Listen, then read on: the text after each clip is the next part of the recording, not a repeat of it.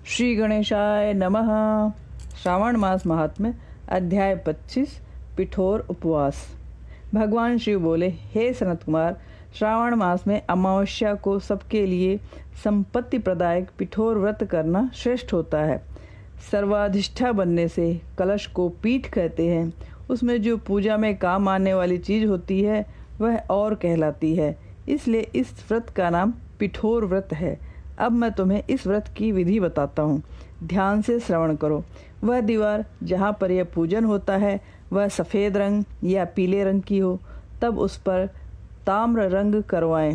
व्रती को मध्य भाग में शिव पार्वती की प्रतिमा बनवानी चाहिए, जैसे चौसल्ला, चतुशाला, रसोई घर, 7 खजाने, देव मंदिर, औरतों के कमरे तथा अन्य भव्य वस्तुओं से उसको सुशोभित करें। दरवाजे 4 दीवारी वाले बनवाएं।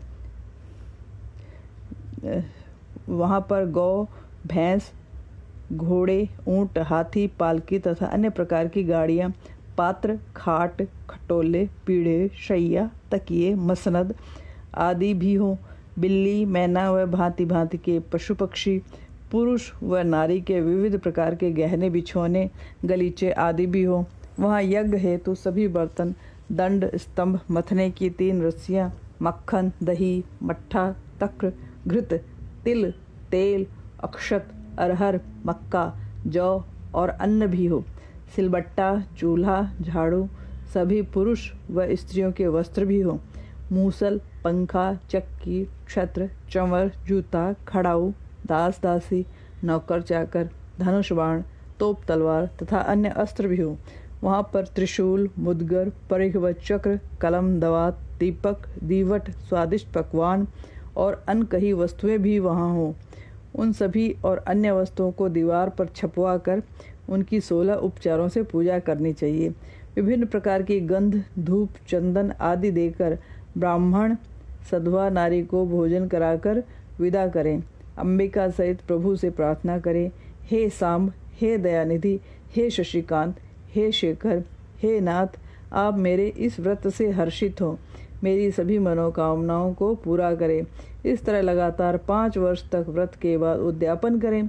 शिव मंत्र से व घी, शुद्ध घी और बिल्वपत्र का हवन में प्रयोग करें।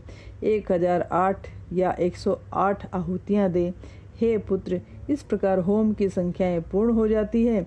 आचार्य की पूजा करके दीनों को भी दक्षिणा दें। व्रती को तब अपने संबंधियों के साथ स्वयं भी प्रेम पूर्वक भोजन करना चाहिए। इस विधि से सारी मनोकामनाएं पूरी होती है। वह सब जो इस नश्वर संसार में उपलब्ध है वह व्रती को अनायास ही प्राप्त हो जाता है। शिव बोले, हे सनत कुमार, मैंने तुम्हें पिठोर व्रत के बारे में सब कुछ कह सुनाया। यह सब सुख, धन, संपत्ति का प्रदाता है। सारी उचित मनोकामनाएं भी इससे पूरी होती है। इस 25वें अध्याय के पाठ श्रवण से ऐश्वर्य, बुद्धि व मनोकामना पूर्ति होती है। हर हर महादेव, हर हर महादेव, हर हर महादेव।